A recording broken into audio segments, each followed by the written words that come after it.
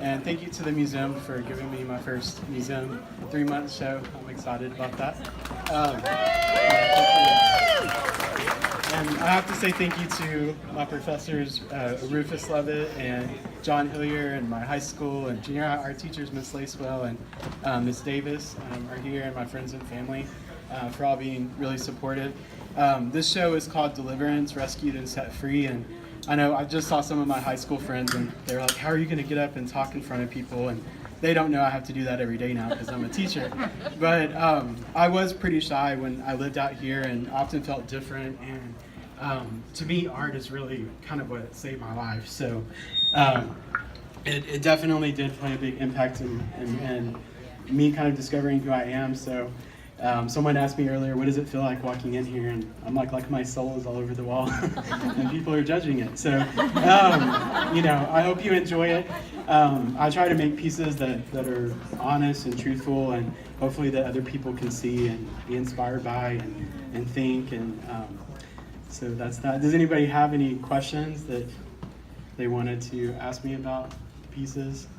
But most of these have been made over the past probably about 8 years. But most more recently. Yes, sir. Do you feel like all your work convey a concept or a message?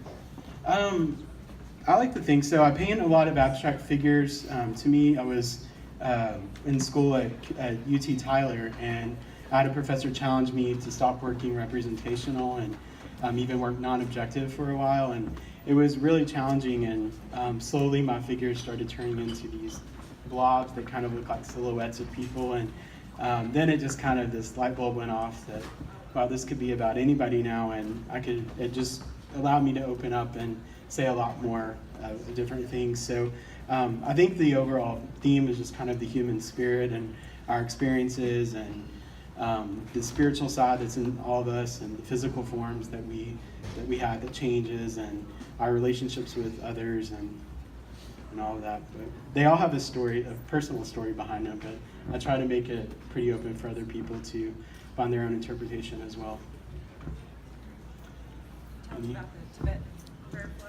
Oh yeah, there's a piece on the back of this wall, this really colorful piece, and it's 123 relief prints from a small linoleum plate I carved called Sanctuary, and there's 123 of them. That's the number of people that commit suicide a day in the United States. And my mother suffers from mental health, and that was something growing up that I was challenged with quite a bit. And so I've always liked the idea of like prayer flags and just kind of having a visual aid to make people realize that there's always someone struggling around you. And I try to be kind to everybody I meet. So to me, I wanted to make something visual that kind of was positive, but also made you think and consider that. This piece with all the hearts too, I had a college professor before tell me never to paint hearts or stars and put glitter on everything, so I'm apologizing to all of them. But yeah, now I can do that. But that piece also, there's 123 hearts, and I called that one 123 reasons to be kind every day. So there's sometimes themes with numbers and things like that in there.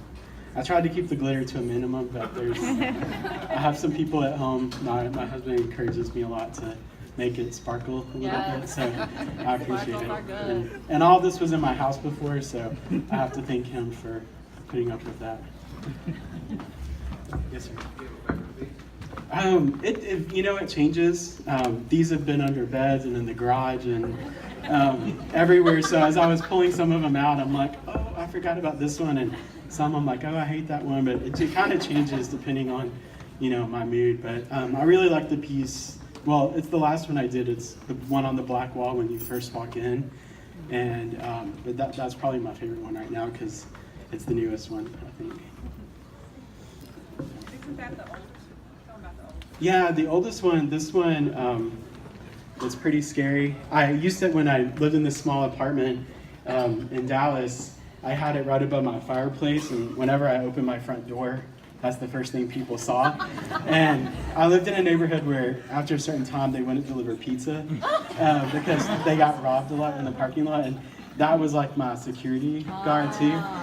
But to me it was a piece I made, I think in 2010, that there were a lot of people in my life that were kind of having power over me, or I was allowing them to have power over me. And I was even working at a few schools that they didn't really see people as people; they saw them, And I called it "God is God, you are not," just because it was all about sacrifice and these kind of themes that we see throughout history of people overpowering. And to me, I wanted it in this show because I feel like it's how far I've come in the last several years of my way of thinking and kind of taking ownership, of this. I used to always wonder, like, how do people get 3-month shows in museums? I show in a lot of galleries and a lot of universities and college galleries, and one night I had a couple of glasses of wine, and I think I emailed Tiffany and everyone on the Longview Museum of Art, and was like, told them my whole life story and that I was from here. And then she was like, okay, what about the state? And I was like, okay, that's all you have to do. So to me, there's probably more involved in that, but it was, for me, it was, just kind of getting out of my own fear and insecurity and being confident with my work. It is so personal, so it is kind of, hard to put it out there sometimes. Any other questions? Well, thank you. Thank you.